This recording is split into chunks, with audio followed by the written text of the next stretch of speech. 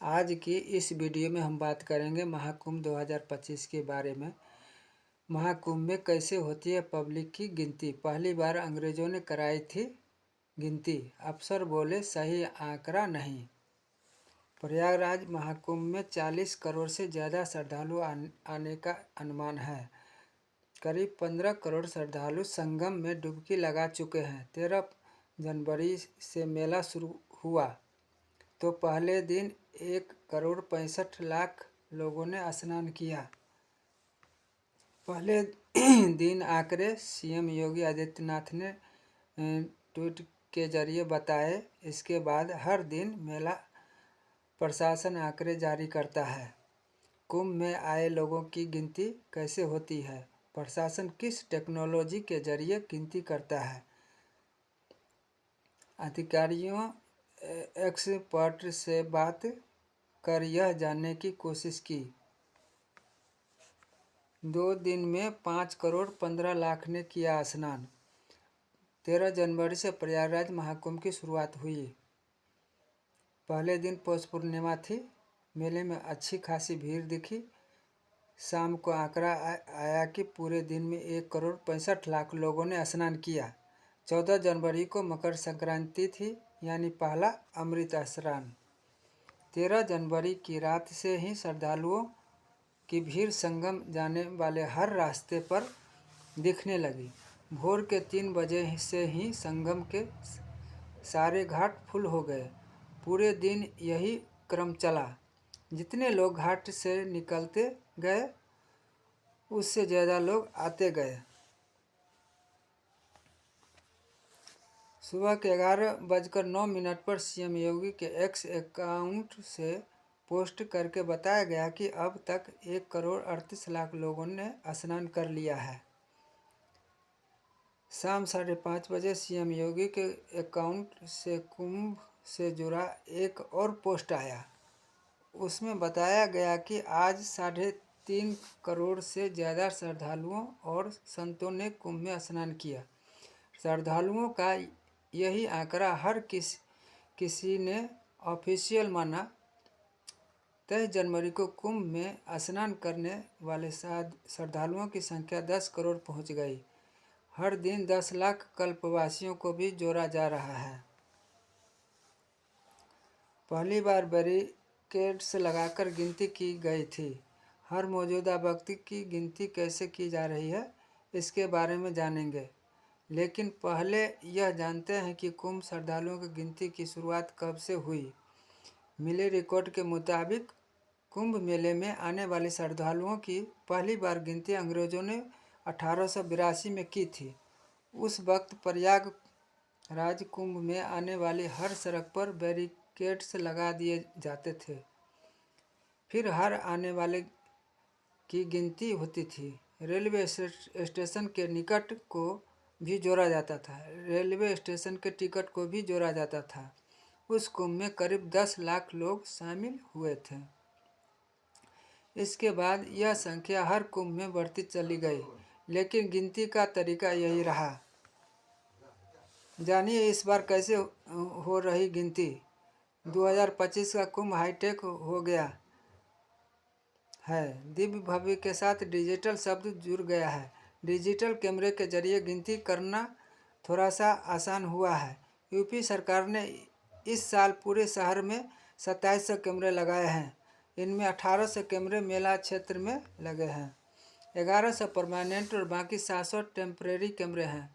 270 से ज़्यादा कैमरे आर्टिफिशियल इंटेलिजेंट यानी AI से लैस है।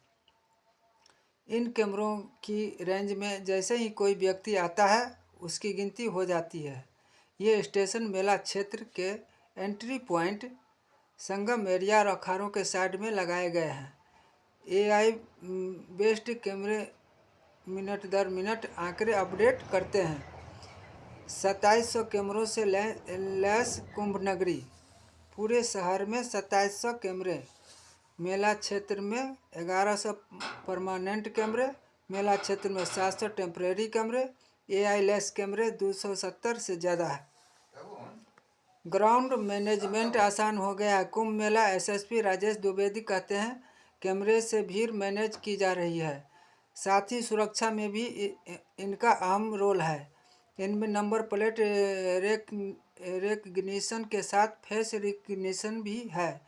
इसके जरिए हार्ड कोर क्रिमिनल की पहचान की जा सकती है। किसी पार्किंग की कैपेसिटी अगर 2000 गाड़ियों की है तो 1800 होने पर कंट्रोल रूम में अलार्म बज जाएगा। इसके बाद भीड़ का मूवमेंट बदल दिया जाएगा। इन कैमरों में भीड़ का घनत्व और भीड़ के मूवमेंट के बारे में पता चलता है।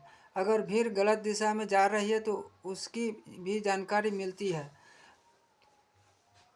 राजेश द्विवेदी, एसएसपी, कुंभ मेला। अपर मेले अधिकारी विवेक चतुर्वेदी कहते हैं इन कैमरों से क्राउड एनालिटिक्स और भीड़ का नियंत्रण अच्छे से कर सकते हैं। कहीं भी अधिक भीड़ होगी तो अलर्ट जनरेट हो जाएगा। इसके बाद हम उसे मैनेज कर लेते हैं। कुंभ मेला एसएसपी और मेला अधिकारी की माने तो आईए कैमरे भीड़ की गिनती करने में इस बार अहम भूमिका निभा रही है। आईपीएस बोले कोई भी तरीका 100 एरर फ्री नहीं है। हम और अधिक जानकारी के लिए कुंभ मेला प्राधिकरण पहुँचे। यहाँ पुलिस ने कुंभ कंट्रोल रूम बनाया है। सारे सीसीटीवी का एक्सेस यहाँ है। हम अंदर पहुँचे तो देखा कि चारों तरफ कैमरे चल रहे हैं।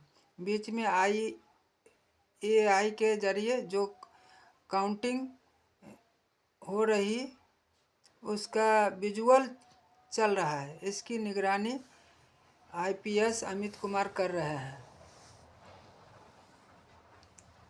हमने क्राउड काउंटिंग के तरीकों के बारे में पूछा। अमित कुमार बताते हैं हम कुल 3 तरह से गिनती करते हैं। पहली, मेला क्षेत्र में कितने लोग मौजूद हैं। दूसरा, कितने लोग चल रहे हैं। तीसरा, कितने लोग स्नान कर रहे हैं।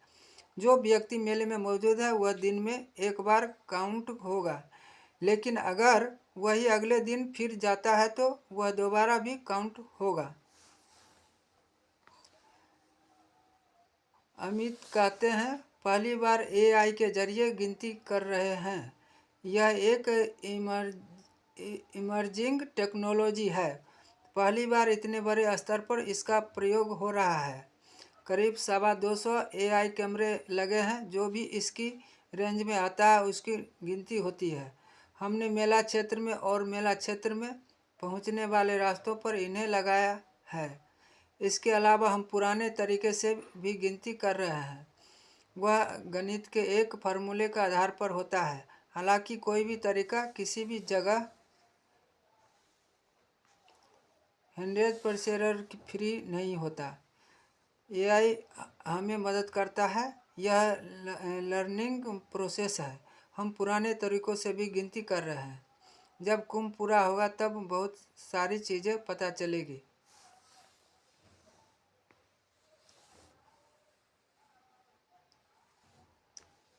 दो 2013 में कैसे हुई थी गिनती। अमित कुमार ने गिनती के लिए गणित के जिस सांख्यिकीय फार्मूले को बताया उसी के जरिए 2013 में गिनती हुई थी। इस विधि के अनुसार यह माना जाता है कि एक व्यक्ति नहाने के लिए 0.25 मीटर की जगह लेगा। उसे घाट पर नहाने में कम से कम 15 मिनट का वक्त लगेगा। इसे अगर आधार बनाए तो 1 घंटे में एक घाट पर नहाने वालों लोगों की संख्या करीब 15,000 होगी।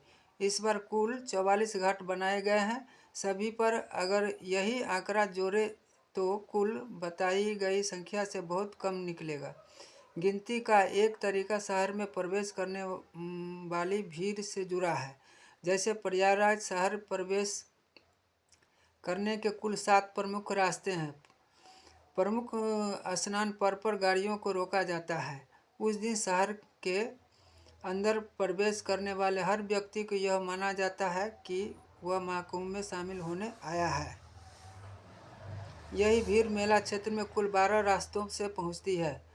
वहाँ भी क्षेत्रफल घनत्व को मानक बनाकर 1 मीटर में प्रति घंटे गुजरती भीड़ को आधार मानकर गिनती होती है। बाहर से आने वाले लोगों की संख्या के बाद ट्रेन से आने वाले लोगों की संख्या जोड़ी जाती है। मेले के लिए बनाई गई पार्किंग में खड़ी गाड़ियों को जोड़ा जाता है। मेला क्षेत्र में पहले से मौजूद साधु संत और कल्पवासियों को भी सरकार द्वारा जारी किए जाने वाले आंकड़ों के शामिल किया जाता है। हालांकि जो लोग शहर के ही होते हैं और गलियों के जरिए मेला क्षेत्र के घाटों तक पहुंचते हैं, उनकी गिनती नहीं हो पाती है, वह अनुमानित संख्याओं में चले जाते हैं।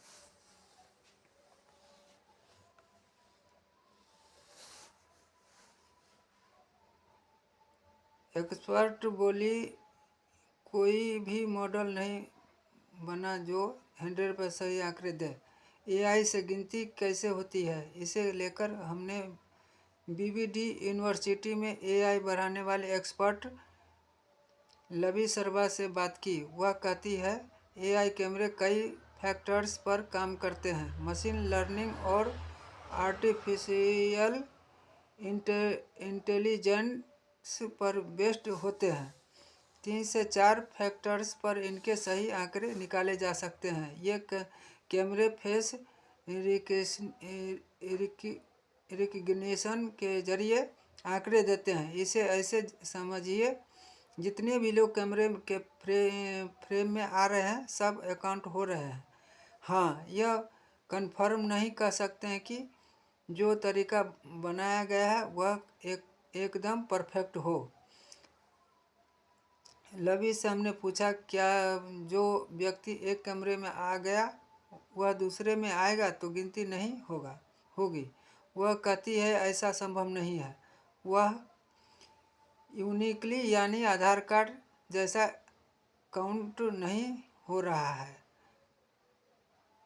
वह नंबर में काउंट हो रहा है। कैमरा सिर्फ रिकग्निशन करके संख्या बता रहा है। वह यह नहीं बता सकता कि यह व्यक्ति किसी और कैमरे में नहीं आया होगा। इसलिए व्यक्ति जितनी बार कैमरे के सामने आएगा उसकी गिनती होगी। लवी से हमने पूछा कि जितने भी कैमरे लगे हैं उसके आंकड़े मिलाकर क्या एक नंबर निकाला जा सकता है। वह कहती है, हाँ, अगर हर जगह के कैमरे के आंकड़े गलत होने की संभावना है अब तक ऐसा कोई भी मॉडल नहीं बना जो 100% सही आंकड़े दे सके। गिनती के लिए किसी के पास कोई मैकेनिज्म नहीं। 1989 से लगाकर प्रयागराज कुंभ के कवर कर रहे इसके यादव से हमने बात की। इसके यादव इलाहाबाद यूनिवर्सिटी के सेंटर ऑफ मीडिया स्टडीज के सीनियर फैकल्टी हैं। वह कहते हैं, सरकार जो आंकड़े देती है वही अब मीडिया में छपता है। पहले मीडिया भी अपने आधार पर आई भीड़ का आकलन करती थी। हालांकि न तो सरकार के पास और न ही मीडिया के पास कोई ऐसा मैकेनिज्म है जिसमें परफेक्ट गिनती निकाली जा सके। गिनती के लिए यह भी देखा जाना चाहिए कि कितनी स्पेशल ट्रेन चली, कितनी बसें चली। आज के वीडियो में इतना ही। वीडियो अच्छा लगे तो लाइक करें, सब्सक्राइब करें और बेल आइकन की घंटी जरूर दबाएं। धन्यवाद।